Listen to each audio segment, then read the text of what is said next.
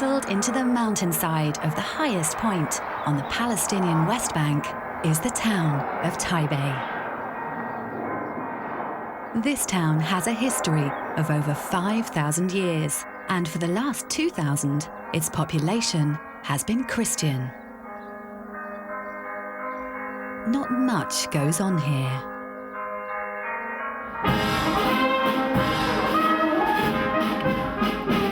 But once a year, it bursts into life.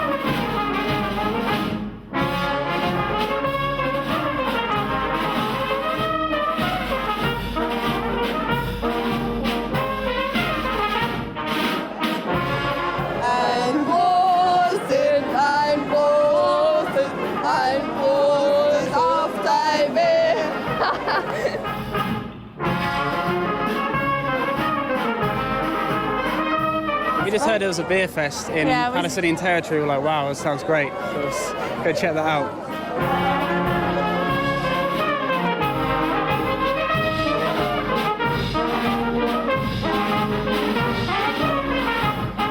I got in a car with friends.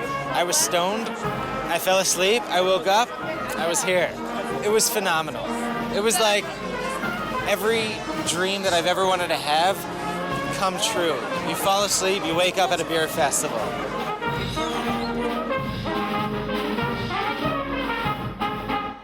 This is Oktoberfest, Palestinian style.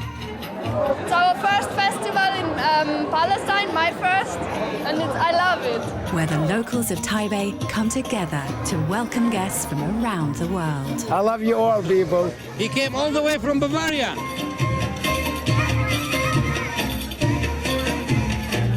Children perform traditional dance to Palestinian music, and the air is thick with a fantastic smell of falafel, doner kebab, and fresh Arabic bread. Today provides a rare opportunity for Palestinians to relax and enjoy themselves. And that is something to drink to. Cheers! And the beer behind the festival is also a local creation. My favorite beer, Taipei beer. The beer that I brew. I'm Nadeem Khouri, co-founder of the Taipei Brewing Company. I was born and raised in Taipei, Ramallah. I believe I made history at Palestine to make the first Palestinian beer company, and I'm proud of it. After more than 2 decades living and working in the United States, master brewer Nadeem Khouri and his brother David were lured back to Taipei by the signing of the Oslo Accords. Believing, like many others, that a peaceful resolution to the Israeli-Palestinian conflict was on the horizon, they invested over $1 million of their own money and began Taipei Brewing Company. My family thought that I was making magic when I was making beer. Takes a lot of time, a lot of effort. The Palestinian people did not believe me that I will make brewery, as well as the Israelis.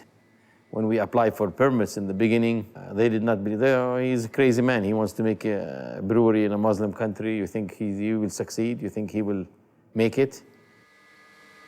This was a dream for myself and my father, who wants us to come back and invest in our country and do something different than the rest of the Palestinians. This is the crushed malted barley with water. We're trying to take the juice out, which is called wort, and send it to the kettle. And this is the kettle. This will be filled with beer in a few minutes. When I was in Boston, I got involved with a student. They were making beer at home as a home brewer. And my father owns a travel agency in Ramallah, and he used to send us the ticket, me and my brother, so we don't lose our identity. If we did not come back to renew the temporary ID, we would lose my father's property here. And I used to bring with me 1 or 2 homebrew kits in the summer and make beer for my family at home. And they encouraged me to keep practicing and keep making beer. And I came back here and I did it. 2 aroma hops, and the first one is the bittering hops. The brewery's success is based around it being a family-run business. That means everybody gets involved in some way or another. But it is Nadim's daughter Madis who has decided to follow in her father's footsteps. I love the brewery. I feel that it's my second home, and I'm learning so much from my father and uncle. She's getting her experience and knowledge, and she's becoming professional like her dad. I came here in May of '95. When my mom and my sisters and brother moved here in May '95. My father was already here, and they started working on brewing, and then in August they had launched the first beer, the Golden. Actually, my friends they're all surprised that I came back to work at the brewery. They're like, what are you doing over here? Stay back in the US, work there and live there. Why are you coming back? And I keep telling them, it's my home, my family business, my roots. I love it. If Madis does continue to follow her dream of becoming a master brewer, or brewster as it's called for the female, then she will be following her father into the history books as well. They call me the first Palestinian female brewster, but I'm not 100% brewster yet. I'm getting there, slowly.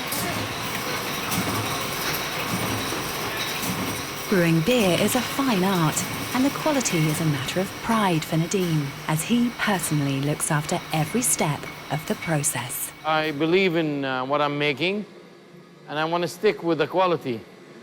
I make sure that no preservatives, no additives. This is how I want my beer. See, no adjunct whatsoever. Healthy. No rice, no maize, no sugar, nothing. That's what I mean by having my signature on every single bottle. Because quality assurance. My wife, she teased me all the time that I'm married to the brewery and I'm married to type of beer, not to her. So it means a lot for me.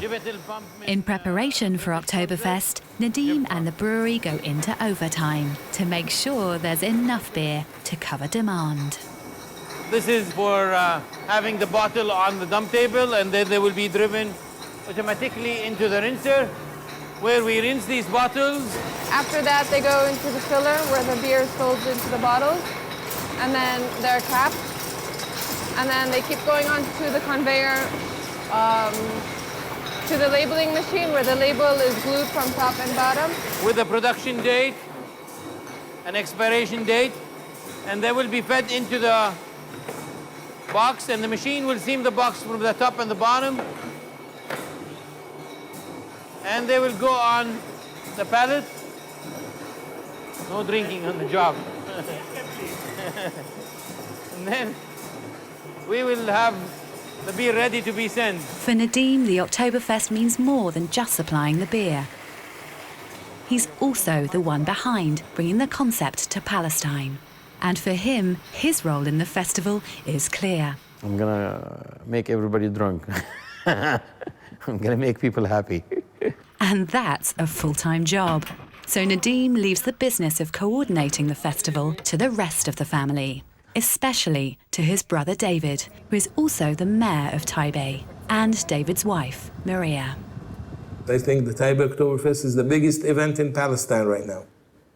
I'm basically the organizer of the Oktoberfest with my wife, Dr. Maria Khoury. We feel that the Oktoberfest is a kind of crying out to the world that we want to be normal people and we want to do normal things. We want to coexist with all other people here. We just want to have the right to live. And that's why we also invite everyone to our festival. It's an open day in Taipei because we want to share these beautiful, deep roots that exist here.